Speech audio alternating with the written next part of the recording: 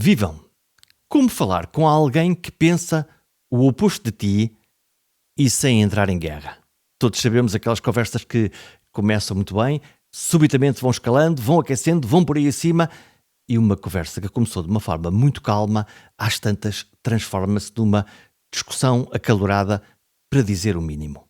Vivam! Bem-vindos ao Pergunta Simples, o vosso podcast sobre comunicação. Um podcast onde eu vou partilhando algumas dicas de como podemos melhorar a comunicação entre todos. Há conversas que são fáceis, muito fáceis. Por exemplo, gosto de cães. Também eu. Que bom! Aí está, um diálogo muito fácil. Eu penso uma coisa, tu pensas igual a mim e por isso a conversa vai correr bem. No fundo, se eu gosto de cães e tu também gostas de cães, não há nenhuma maneira para que isto possa correr mal. E depois há as outras, mesmo aquelas banais, em que começam também com eu gosto de cães. E outra pessoa diz eu prefiro gatos. E nós entramos na conversa e dizemos como? Tu odeias cães? E pronto, já estamos numa guerra. Ainda uma guerra levezinha, mas já é ali um travar de razões. No fundo, tu gostas de cães ou gostas de gatos, como é que é? O gato é melhor que o cão é melhor que o gato. Ainda nem sequer falamos de política ou de futebol, porque aí normalmente as coisas acontecem a aquecer mesmo a sério. Hoje quero falar contigo sobre isso mesmo, sobre ter conversas com quem discorda de nós, sem perder a compostura ou sem perder a amizade por essas pessoas. Importa perceber o que é que está em jogo em cada uma destas conversas, começando pelas mais simples até aquelas que são mais complexas, aquelas que nos tocam o coração, que nos tocam as nossas coisas, e essas são definitivamente umas conversas sempre mais arriscadas. Quando alguém diz algo que nos irrita profundamente, nem sempre é pela ideia em si. Isto é, aquilo que nos irrita não é aquilo que a pessoa disse, é às tantas a própria pessoa. E importa tentar perceber porque é que uma determinada coisa nos irrita, porque isso vai condicionar a nossa própria relação e reação em relação àquela pessoa. Pode ser pelo tom, pode ser pela certeza, pode ser pela provocação. E todos conhecemos pessoas que são francamente provocadoras, não conhecemos? E o nosso cérebro entra logo em modo de combate. Para nós passa a ser uma batalha e não uma discussão sobre ideias, não uma maneira de ouvir o outro, porque na realidade não estamos a ouvir, estamos a preparar o nosso contra-ataque. Pimba, eu já te digo, se tu dizes isto que amarelo é amarelo, então eu vou dizer que o melhor é o vermelho, e lá temos aqui uma troca de argumentos. Mas aqui vai uma pergunta simples. Eu quero ganhar esta conversa ou quero compreender esta pessoa? Ou sobreviver a esta discussão, como se calhar muitas vezes até devíamos fazer e era bastante mais tranquilo. Existem algumas estratégias práticas que todos podemos utilizar. A primeira dica é quase uma não comunicação, é respirar antes de responder. Parece um conselho zen, e é, mas funciona. Esta ideia de respirar antes de responder torna-nos menos reativos e dá-nos uns segundinhos para conseguir pensar. Se o teu primo gritar o sistema é corrupto, tu respiras fundo. Não é para concordar, mas para não dizer tu é que és burro. E pronto, lá está o caldo internado outra vez. A segunda dica é tentar trocar ataques por perguntas. Em vez de comentar isso é absurdo, tenta se calhar uma outra fórmula. Como é que tu chegaste a essa ideia? É uma fórmula de dizer com curiosidade e nunca com aquela sobrancelha de julgamento. Mas quem é que diz isso? A terceira dica é uma frase mágica, que é tão simples como eu vejo isso de uma outra forma. Não agride, não cede, abre espaço. Por exemplo, está muito na voga, se alguém disser o mundo está pior por causa dos imigrantes. Pausa. A maneira de responder provavelmente é eu vejo isso de outra forma. Posso explicar?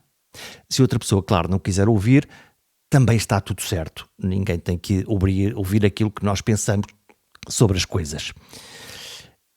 O terceiro tópico é, se calhar, aquele mais sensato e que nós nunca fazemos quando estamos numa discussão acalorada. É que às vezes a melhor resposta é não responder. Tu não percebes nada disso. Se alguém nos disser tu não percebes nada disto, a nossa primeira vontade é dizer sim, eu percebo e arranjar um conjunto de argumentos para dizer que percebemos daquilo. A alternativa pode ser, ao tu não percebes nada disso, pode ser ok, tudo bem, eu não percebo nada disto. É uma resposta zen ou passivo-agressiva, dependendo da tua voz. Se puseres aqui alguma ironia, algum picante, então se calhar a nossa discussão vai outra vez subir por aí fora. Mas às vezes manter a relação é mais importante do que ganhar um debate. Todos que somos casados sabemos que isso é verdade. Há coisas a evitar e coisas que podemos fazer. Eu gosto sempre de fazer umas pequenas listas de coisas que nós devemos fazer e devemos evitar. Podem servir de salva-vidas em qualquer conversa. A primeira coisa que devemos evitar é interromper logo à primeira frase. Se alguém nos diz alguma coisa e nós saltamos logo em cima, estamos a criar uma tensão nesta conversa. A segunda coisa a evitar é usar o sarcasmo, aquele ar de gozo, aquele ar de sim, aquele ar de espertinho que está na sala. Normalmente o que vai acontecer é irritar a pessoa do outro lado. A terceira coisa é baixar o nível de competitividade, o querer ganhar a conversa. Se calhar não temos que querer ganhar sempre a conversa. A quarta coisa a evitar é dizer não tens razão e não explicar porquê. Também não ajuda muito ao diálogo. E finalmente, a quinta e mais perigosa das táticas é levar tudo para o lado pessoal. Sempre que nós tocamos o lado pessoal, como é evidente, as coisas tornam-se mais emocionais e, portanto, a temperatura sobe, a fervura d'água vai por aí acima e, geralmente, a coisa não acaba bem. Há, no entanto, coisas que nós podemos fazer. Lembro-me, assim de memória, 5. A primeira é começar com curiosidade. Quando nós temos curiosidade sobre o outro, sobre o que o outro faz ou porque é que está a dizer aquilo, então esse é um bom caminho. O segundo é reconhecer um ponto válido. Se a outra pessoa disse alguma coisa que é interessante ou que faz sentido, nós podemos reconhecer esse ponto válido e criamos já aqui um caminho, uma ponte de comunicação. Terceira dica, fazer pausas. Ajudam. Todas as boas conversas, as conversas em que aprendemos com os outros, são conversas com momentos em que falamos e momentos em que fazemos pausa. A quarta dica é, no fundo, pedir licença. Bom, não é preciso ser de uma forma mais ou menos formal, mas posso dar-te o meu ponto de vista? Normalmente funciona bem porque pede ao outro essa possibilidade de que nós possamos dar o nosso ponto de vista sobre aquele tema. E, finalmente, o terminar com respeito. Mesmo sem concordar, nós podemos terminar uma conversa concordar em discordar, se quisermos. E pode também funcionar. Deixem para fechar partilhar alguns segredos de comunicador, de um livro mágico dos comunicadores, ou do livro dos comunicadores mágicos.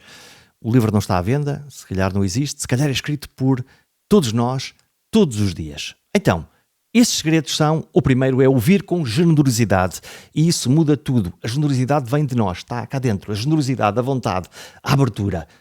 Quando alguém sente que foi mesmo ouvido, o tom muda. A segunda ideia é quem domina o tom, domina a conversa. A tua voz é metade da tua mensagem. Se ela for calma, serena, com pausas, é uma coisa. Se ela for agreste, agressiva, alta, num tom irritante, as coisas complicam-se. Terceiro, quanto mais preparado tu estás, mais simples consegues ser. E na comunicação difícil, a simplicidade é a chave. Porque o que acontece muitas vezes nas conversas é que os mal-entendidos aparecem quando nós não estamos a perceber bem de que é que o outro está a falar e, às tantas, há um mal-entendido. É isso mesmo. Quando há um mal-entendido, então os argumentos podem subir por aí acima. Conversar com alguém que discorda de nós não é só uma questão de paciência, é também uma questão de escolha. Quer ter razão ou quer ter relação, uma boa relação com aquela pessoa. Se quiseres as duas coisas, ter uma boa conversa, ter uma boa relação e trocar argumentos, mesmo que sejam diferentes da outra pessoa, bem-vindo ao clube. É difícil, mas é possível. Começa sempre por uma pergunta simples. Aproveita para ouvir a resposta, já agora, que é muito importante nestas coisas da comunicação. Se este episódio te faz lembrar alguém em particular, partilha com essa pessoa. Se gostas de conversas assim, com perguntas simples, mas difíceis de responder, segue o podcast, seja no YouTube, no Spotify, onde costumas escutar quem pensa contigo. Voltamos para a semana no Pergunta Simples.